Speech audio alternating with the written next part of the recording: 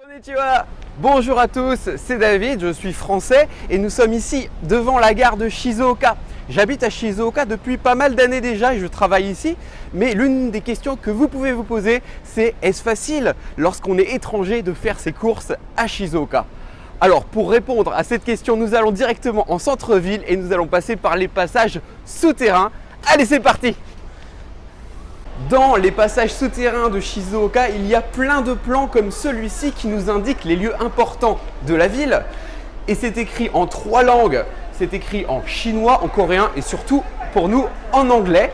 Donc il n'y a vraiment pas de raison de se perdre. Allez, on y go! Il y a de nombreux panneaux d'indication avec tous les lieux importants. Et comme c'est également juste en dessous des caractères chinois-japonais, vous avez également donc en alphabet. Alors il n'y a vraiment pas de raison de se perdre, pas de souci, on continue. Ça y est, nous voici donc arrivés à la sortie des passages souterrains et grâce à ces nombreux panneaux d'indication, eh bien, on s'en est sorti comme sur des roulettes. C'était vraiment un jeu d'enfant. On monte. Voici la rue marchande de Gofukucho. C'est une des rues les plus importantes de Shizuoka. Il y a énormément de magasins ici, plein de choses. Donc on va découvrir tout ça. Vous savez peut-être que les couteaux japonais ont très bonne réputation. Alors nous voici justement devant un magasin de couteaux japonais, des couteaux traditionnels japonais. Mais je me demande, en cadeau, un couteau, c'est quand même compliqué. Ça ne doit pas passer la douane. Bon, on va aller poser des questions au monsieur parce qu'apparemment il parle un peu anglais. Il y a beaucoup d'indications écrites en anglais sur le devant du magasin.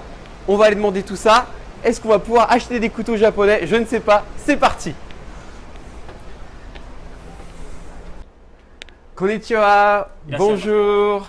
David S. Enchanté. Monsieur Numata est le propriétaire de ce magasin. Donc on va lui poser pas mal de questions, mais en anglais. Allez, c'est parti. On va d'abord lui demander quel type de couteau, à quoi ils servent ces couteaux. What kind of knife do you have here? What is it for? Yes, we have all these are for family. For family use? Family. Okay, Yes, family use. all right. Family use only, all right? Yes. All right. And these are for professional. And on the top it's for professional, all right? It's longer for professional. Yes. Yes, very dangerous. It looks very dangerous. This is for raw fish. Je ne devrais pas les utiliser, ils ont l'air très dangereux là sur le haut. C'est pour les professionnels et en bas donc c'est pour l'usage domestique, les familles. Ils sont plus courts. Je veux savoir aussi qu'est-ce qu'ils coupent avec ça, qu'est-ce qu'ils vont couper. So what do you cut with it? What do you cut? Vegetables, fish, what do you cut? These are for vegetable and meat, fish, and Oh. all my team. Alright. Yeah. Donc pour les légumes, ça coupe vraiment tout, la viande, le poisson cru, vraiment tout. Très bien. Alright, thank you so much. I want to ask you another question, different question, okay? So, je voudrais savoir, est-ce que c'est possible d'avoir le tax-free, c'est-à-dire de ne pas payer la taxe, puisque lorsqu'on est touriste au Japon, on n'est pas obligé, parfois, à certains moments, on n'est pas obligé de payer la taxe. Est-ce que c'est possible aussi de ne pas avoir à payer la taxe sur la consommation? Can we do we have to pay the tax when we are foreigners, when we are tourists in Japan, Yes. or can we just buy without with the tax free? You know? Yes, yes. Is it possible? We can Okay. tax. Alright, no problem with that. Ok. Et une dernière question, donc c'est possible de payer sans les taxes, c'est tax free. Et dernière question, c'est la douane. Moi ça m'inquiète. Si on est touriste au Japon et qu'on doit acheter un couteau, est-ce qu'on va pas avoir des problèmes avec la douane, comment faire? I'm thinking about, at the airport, it should be difficult to bring a knife, we can have some problem.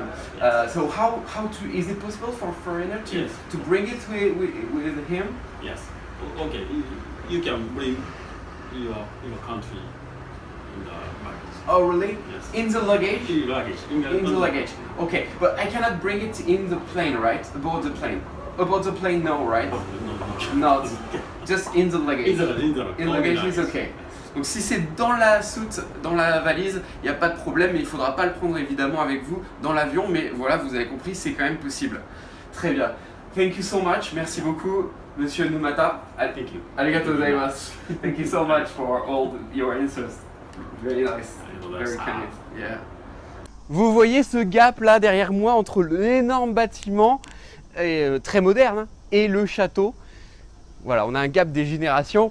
Alors qu'est-ce que c'est que ce château derrière moi? C'est le château Sumpu qui servait au gouvernement de Tokugawa Ieyasu, l'un des plus grands shoguns de la fin du XVIe et du début du XVIIe siècle.